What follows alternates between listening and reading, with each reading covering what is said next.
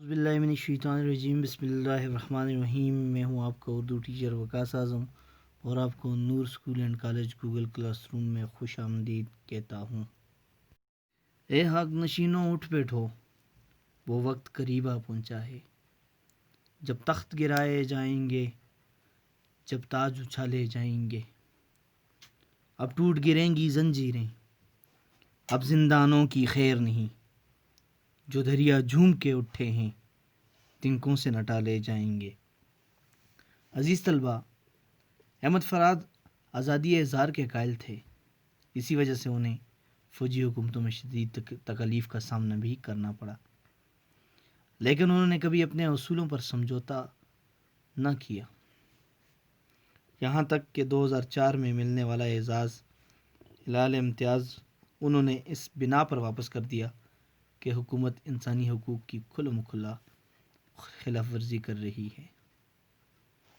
وہ ظلم کے خلاف تھے اور انصاف کے شیدائی تھے۔ سماجی ناانصافیوں پر احتجاج تقریباً ہر شاعر کا موضوع رہا ہے، لیکن احمد فراز کے ہاں یہ رنگ سب سے جدا ہے۔ احمد فراز کی جو غزل ہم آج پڑھنے جا رہے ہیں، اس میں ظالم حکمرانوں کے خلاف شدید رد عمل پایا جاتا ہے۔ حق بات پہ کٹتی ہے تو کٹ جائے زباں میری، حق بات پہ کٹتی ہے تو کٹ جائے زباں میری، اظہار تو کر جائے گا ٹپکے کا جو لہو میرا۔ آج ہم احمد فراز کی پہلی غزل شروع کرتے ہیں۔ لب کشا لوگ ہیں سرکار کو کیا بولنا ہے، اب لہو بولے گا تلوار کو کیا بولنا ہے۔ آپ کو پتہ ہے کہ غزل کا پہلا شعر مطلع کہلاتا ہے، اور مطلع کے لغوی معنی طلوع ہونے کی جگہ کے ہیں، ظاہر ہونے کی جگہ کے ہیں۔ غزل کے پہلے شعر کو مطلع کہا جاتا ہے۔ غزل، میں نے پہلے بھی آپ کو بتایا کہ غزل جو ہے عربی زبان کا لفظ ہے جس کے معنی عورتوں سے باتیں کرنے کے ہیں یا عورتوں کے متعلق باتیں کرنا، یا فارسی میں غزال ہرن کو کہتے ہیں، اور ہرن کے گلے سے جو دردناک چیخ بوقت خوف اس کے گلے سے نکلتی ہے اس کو غزل کہتے ہیں۔ دیکھتے ہیں پہلے شعر کی طرف۔ لب کشا لوگ ہیں سرکار کو کیا بولنا ہے، اب لہو بولے گا تلوار کو کیا بولنا ہے۔ تو سب سے پہلے ہم حسب معمول الفاظ معنی دیکھیں گے۔ لب کشا لوگ، بولنے والے لوگ، بات کرنے والے، منہ کھولنے والے۔ سرکار حکومت، لہو خون۔ فنی محاسن کیا ہے جی؟ لب کشا لوگ ہیں، بولنا اور لب جو ہے وہ صنعت مرات النظیر ہے، جو ایک ہی قبیل سے تعلق رکھتے ہیں۔ لب اور لوگ، لب اور بولنا۔ آتے ہیں اس کی تشریح کی طرف۔ تو احمد فراز ترقی پسند تحریک کے ایک انقلابی ذہن والے شاعر تھے۔ وہ ترقی پسند تحریک کے سرگرم رکن تھے۔ ان کی شاعری میں ہر ظالم حکمران کے خلاف شدید رد عمل پایا جاتا ہے۔ انہوں نے ساری زندگی مارشل لا کی حکومتوں اور ڈکٹیٹروں کے خلاف آواز اٹھائی۔ یہ ان کی سیاسی شاعری کا ایک خوبصورت شعر ہے، جن میں صاحب اقتدار لوگوں کی ظالمانہ روش یعنی کہ طور طریقوں کے بارے میں کہتے ہیں کہ جن لوگوں کے ہاتھوں میں اقتدار کی بھاگیں ہیں، اقتدار کی ڈوریں ہیں، وہ نہایت ظالم لوگ ہیں۔ انہوں نے تلوار کے زور سے عوام کو اسیر بنا رکھا ہے، عوام کو قیدی بنا رکھا ہے، ان کی زبانوں پہ قدغن لگا دی ہے، ان کے منہ پہ تالے لگا دیے ہیں۔ لوگ خوف کی وجہ سے خاموش ہیں۔ ان ڈرے ہوئے لوگوں کو اپنے عبرتناک انجام کا علم ہے، اس لیے کچھ نہیں بولتے۔ یہ ظالم حکمران اس خوش فہمی میں مبتلا ہو گئے ہیں کہ پتھر کی طرح زبان سے محروم یہ غریب لوگ اب کبھی نہیں بول سکیں گے اور اپنے حقوق کے لیے آواز بلند نہیں کر سکیں گے۔ لیکن برداشت کی بھی ایک حد ہوتی ہے۔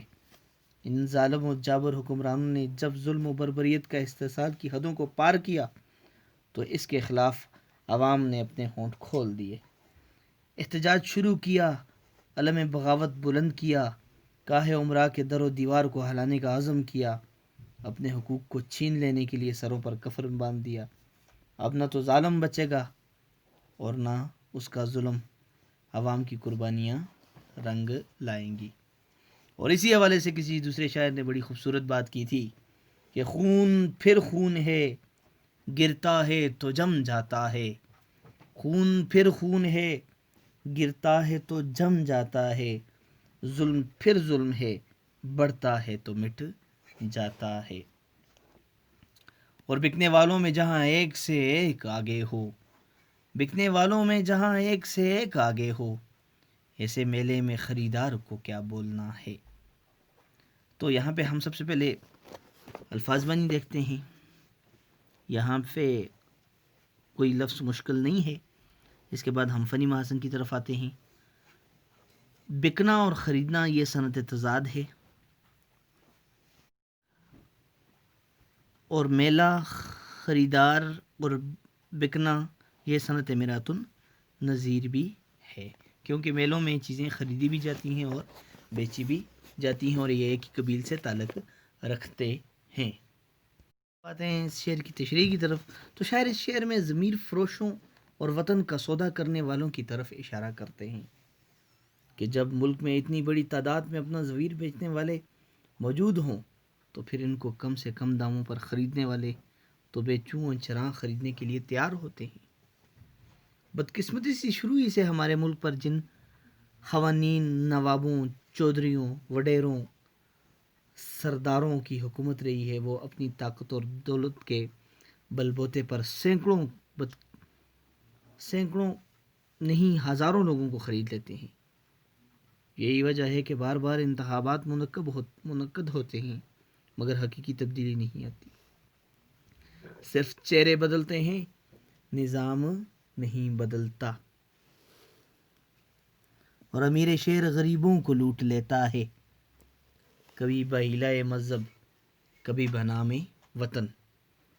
اور شاعر اس ٹھوس اور پریشان کن حقیقت کی طرف اشارہ کرتے ہوئے کہتے ہیں کہ یہاں ہر شخص بک جاتا ہے، ہر شخص نے اپنے ضمیر اور انا کی بولی لگا دی ہے، ہر شخص کی قیمت مقرر ہے۔ جب ایسی صورتحال ہو تو پھر تبدیلی کیسی اور انقلاب کیسا؟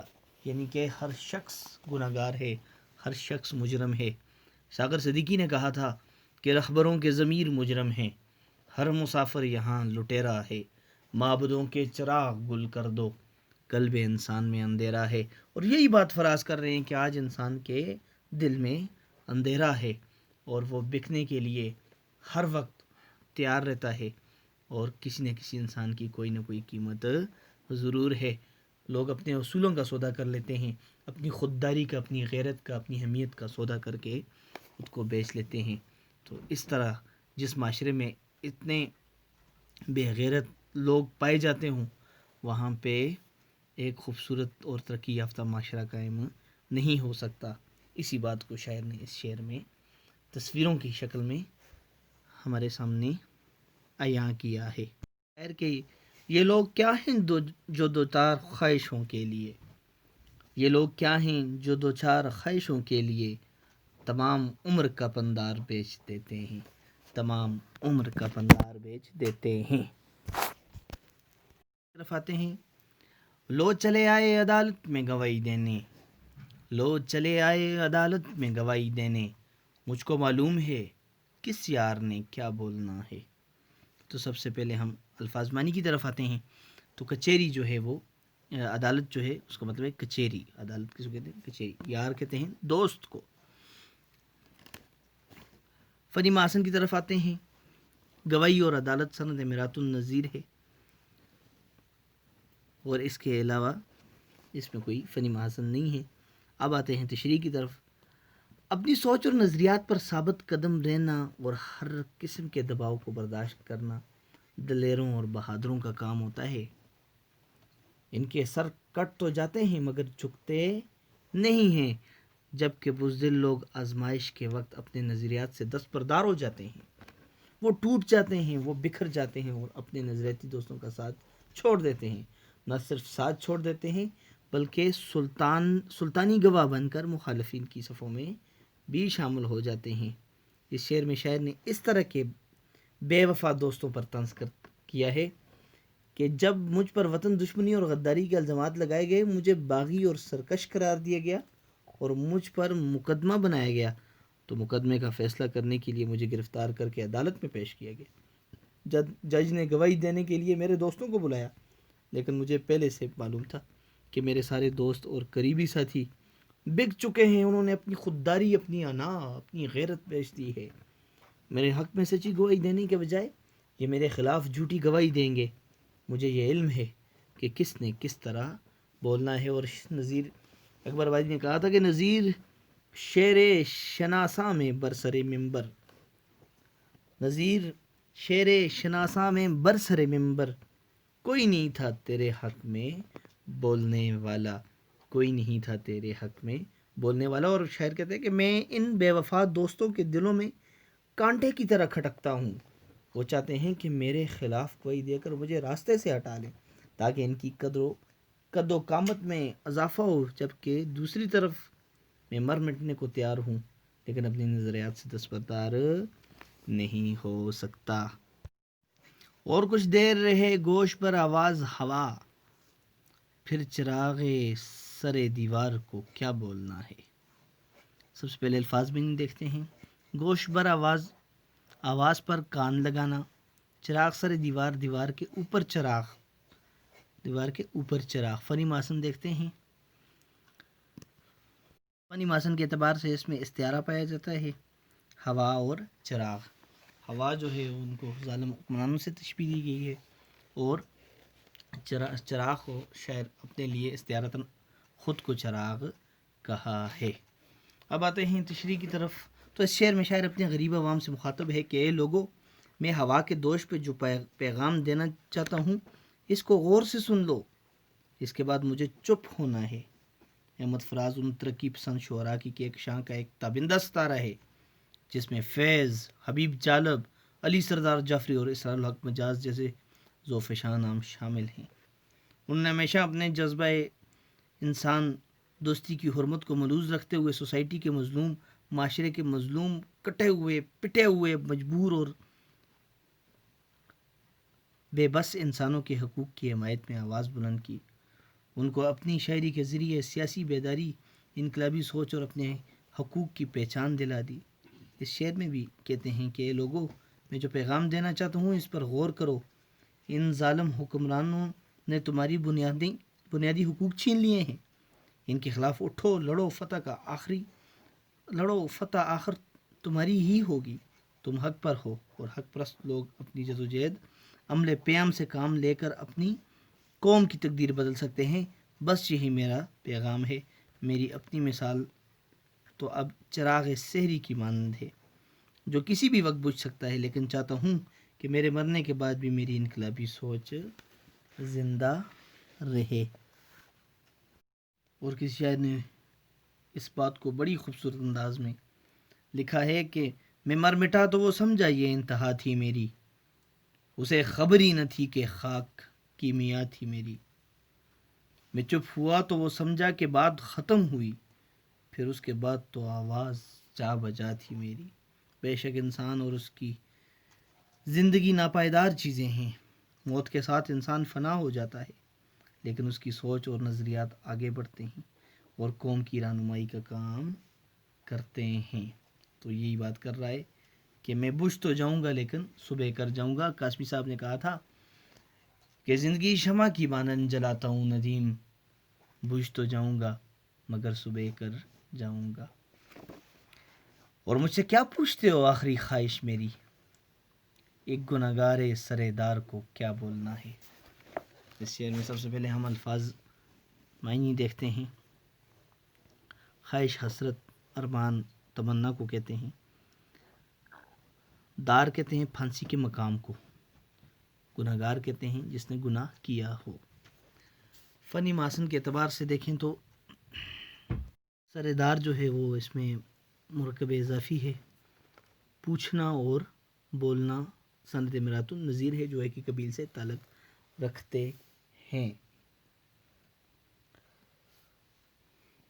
میں ایک فراز ایک خوبصورت تصویر پیش کرتے ہیں کہ اے ظالم اور جابر حکمرانوں، آپ نے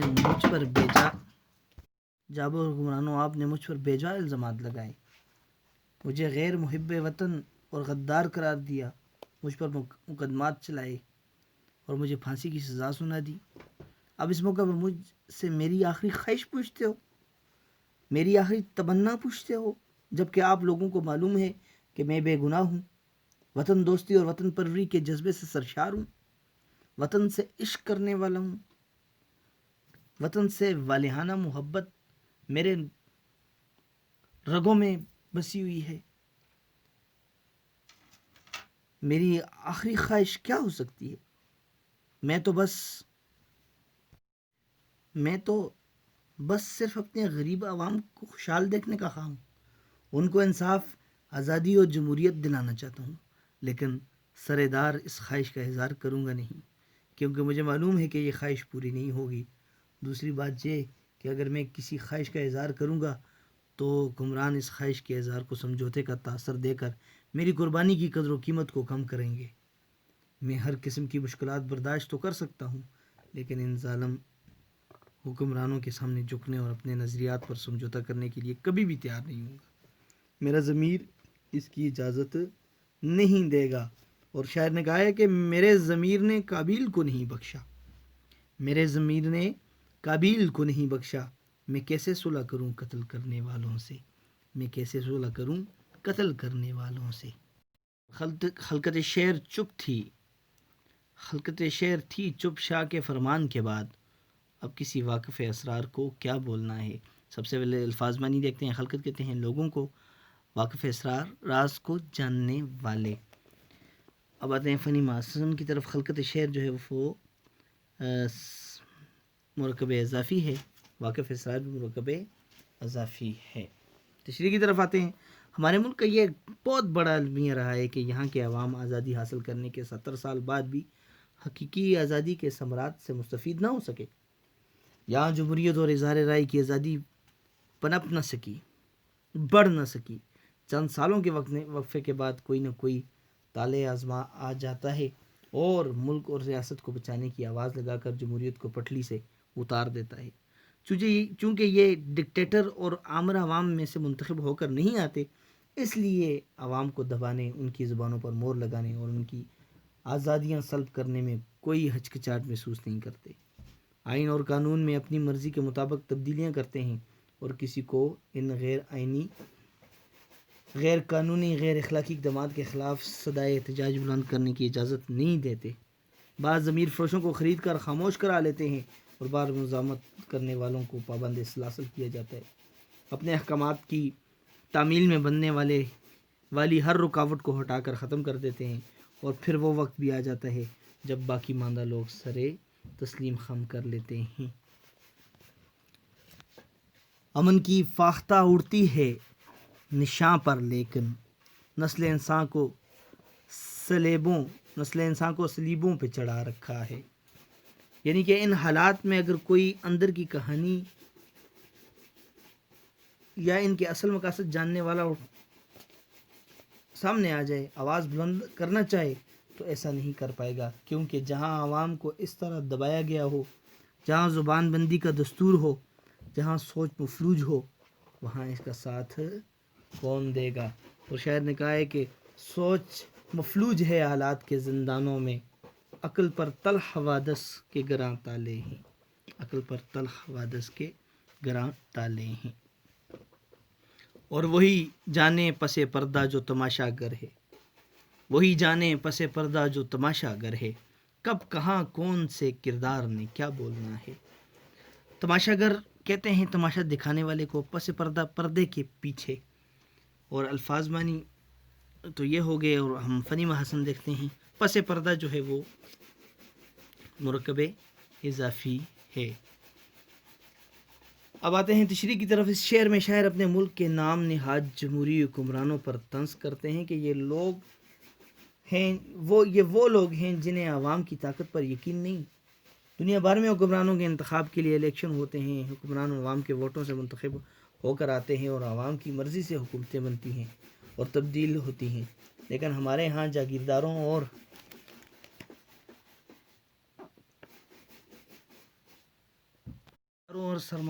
سرمایہ داروں نے قبضہ جما رکھا ہے, تو پھر وہی طاقتیں طے کریں گی کہ کس آدمی کو کس مرحلے پر کیا کردار ادا کرنا ہے. پھر کٹ پتلیوں کا تماشا شروع ہو جائے گا اور ان کٹ پتلیوں کے دھاگے ان کے ہاتھوں میں ہوں گے.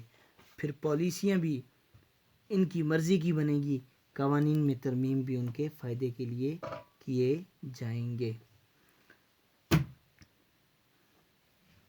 بھائی نے کہا تھا اس حوالے سے کہ جس کا جی چاہے انگلی پہ نچا دیتا ہے, جس کا جی چاہے انگلی پہ نچا دیتا ہے, جیسے بازار سے منگائے ہوئے لوگ ہیں ہم, جیسے بازار سے منگائے ہوئے لوگ ہیں ہم. اور جہاں دربار ہوں شاہوں کے مصائب ہوں, وہاں غالب کے طرفدار کو کیا بولنا ہے. جہاں دربار ہوں شاہوں کے مصائب ہوں فراز, وہاں غالب کے طرفدار کو کیا بولنا ہے. تو غزل کا آخری شعر ہے, اور غزل کے آخری شعر کو مقطع کہتے ہیں. الفاظ معنی دیکھتے ہیں. مصائب ساتھی دوست نوکر کو کہتے ہیں. اس کے علاوہ ہم اس میں فنی محاسن دیکھتے ہیں. دربار اور شاہ جو ہے یہ مرات النظیر ہے, جو ہے کہ قبیل سے تعلق رکھتے ہیں. تو آتے ہیں اس کی تشریح کی طرف. غزل کے مقطع میں فراز نے غالب کے طرفدار سے بڑی معنویت پیدا کی. شیخ ابراہیم ذوق آخری مغل بادشاہ بہادر شاہ ظفر کے استاد تھے اور بادشاہ کے قریبی مصاحبوں میں شمار ہوتے تھے. شاہی دربار سے وابستہ تھے. ان پر بادشاہ کی خاص نظر کرم ہوتی تھی, جبکہ غالب ان سے کہیں زیادہ بلند درجہ شاعر تھے. لیکن چونکہ وہ شاعر دربار سے دور تھے, اس لیے انہیں وہ اہمیت اور پذیرائی حاصل نہیں رہی جو ذوق کو تھی. شاعر کہتے ہیں کہ ہمارے ملک میں ایک عرصے سے امریت قائم ہے. یہاں عوام کی خواہشات کے مطابق فیصلے نہیں ہوتے, بلکہ آمر کے اشاروں پر سارا نظام چلتا ہے. گویا یہ وہی شاہی نظام ہے جو مغلوں کے دور میں رائج تھا, جہاں بادشاہ عقل کل تھا اور باقی لوگ بے وقوف. اس ملک میں آمر خواہ فوجی ہو یا جمہوری, اس کے اختیارات, فیصلوں اور پسند کو چیلنج نہیں کیا جا سکتا. وہ جس کو نوازنا چاہتا ہے نواز سکتا ہے, نوازشات کی بارش کر دیتا ہے, چاہے وہ بندہ اس کا اہل ہو یا نہ ہو. کوئی دوسرا بندہ خواہ زیادہ اہل زیادہ حقدار بھی ہو, لیکن حکمران کی مرضی نہ ہو, اس کی طرفداری نہیں کی جا سکتی. اس کی زبان سے نکلا ہوا ہر حرف قانون کا درجہ رکھتا ہے, اور اگر کوئی اس ظلم کے خلاف آواز اٹھائے تو اس کا ساتھ دینے والا کوئی نہیں ہوتا. آواز اٹھانے والا بالکل تنہا رہ جاتا ہے. کیا ہو جاتا ہے جی؟ تنہا رہ جاتا ہے. تو اسی حوالے سے اس نے بات کی ہے. قتیل شفائی نے بڑی خوبصورت بات کی تھی کہ دو گھڑی آؤ ملائیں کسی غالب سے قتیل, دو گھڑی آؤ ملائیں کسی غالب سے قتیل, حضرت ذوق تو وابستہ ہیں دربار کے ساتھ, حضرت ذوق تو وابستہ ہیں دربار کے ساتھ. طلبہ یہ تھی ہماری آج کی غزل. تو اب ہم ایک دفعہ پھر اہم نکات کی طرف آتے ہیں. اس میں اہم نکات کیا تھے؟ لوگوں کا ظالم حکمرانوں کے خلاف علم بغاوت بلند کرنا. تو وہ کہتا ہے کہ اب سرکار نے کیا بولنا ہے, اب لہو بولے گا, جن لوگوں پر ظلم ہوا ہے وہ بولیں گے. پھر دوسرے شعر میں اس نے کہا کہ پیسے کے عوض لوگوں کا ضمیر بیچنا. لوگ جو ہیں وہ اپنا ضمیر کا سودا کرتے ہیں, پیسے کے عوض اپنی خودداری کو بیچتے ہیں. پھر شاعر بے وفا دوستوں سے گلہ کرتا ہے, ان پہ طنز کرتا ہے کہ مجھے پتہ ہے کہ کس یار نے کیا بولنا ہے. یعنی وہ لوگ جو میرے دوست تھے آج وہ بھی اپنی ہمدردیاں تبدیل کر چکے ہیں. پھر اس کے بعد شاعر کا لوگوں کو بیدار کرنا. اس نے کوشش کی ہے کہ وہ لوگوں کو بیدار کرے اور ان کو پیغام دے, تاکہ اس کے مرنے کے بعد بھی قوم آگے بڑھے اور قوم کی رہنمائی کا کام کیا جا سکے. شاعر کا اپنے نظریات پر سمجھوتا نہ کرنا. پھر شاعر نے اپنے نظریات پر کوئی سمجھوتا نہیں کیا, اور اس نے ہر قسم کی مشکلات برداشت تو کر سکتا ہے, لیکن ان ظالم حکمرانوں کے سامنے جھکنے اور اپنے نظریات پر سمجھوتا کرنے کے لیے کبھی بھی تیار نہیں ہے, اس لیے کہ شاعر کا ضمیر اس کو اجازت نہیں دیتا. پھر لوگوں کا ظلم کے آگے سر کو جھکانا. خلقت شعر چپ تھی بادشاہ کے فرمان کے بعد, تو جو لوگ جانتے تھے کہ یہ ظلم کر رہا ہے پھر بھی اس کے خلاف علم بغاوت بلند نہیں کیا. جاگیرداروں کے ہاتھوں عوام کا کٹ پتلی بننا. پھر جو جاگیردار اور سرمایہ دار ہیں وہی طاقتیں طے کرتی ہیں کہ کس آدمی کو کس مرحلے پر کیا کردار ادا کرنا ہے. پھر آخر میں مقطع میں حکمرانوں کے اشاروں پہ عوام کا چلنا. کہ اس نے کہا کہ جہاں دربار ہوں شاہوں کے مصائب ہوں فراز، وہاں غالب کی طرفدار کو کیا بولنا ہے، کہ بھئی جہاں پہ سارے ہی شاہ کے مصائب ہوں، اس کے نوکر ہوں، اس کے ساتھی ہوں، وہاں پھر غالب کا طرفدار جو ہے وہ اکیلا اور تنہا رہ جاتا ہے۔ یہ آج کا آپ کا لیکچر تھا احمد فراز کی غزل۔ آپ کا ہوم ورک یہ ہے کہ آپ نے اس غزل کی ایکسرسائز جو ہے اس کی سارے کوشچن لکھنے بھی ہیں اور ان کو یاد بھی کرنا ہے۔ جب آپ آئیں گے تو آپ سے ان کا ٹیسٹ بھی لیا جائے گا۔ اللہ تعالیٰ آپ کا حامی و ناصر ہو۔ اللہ حافظ۔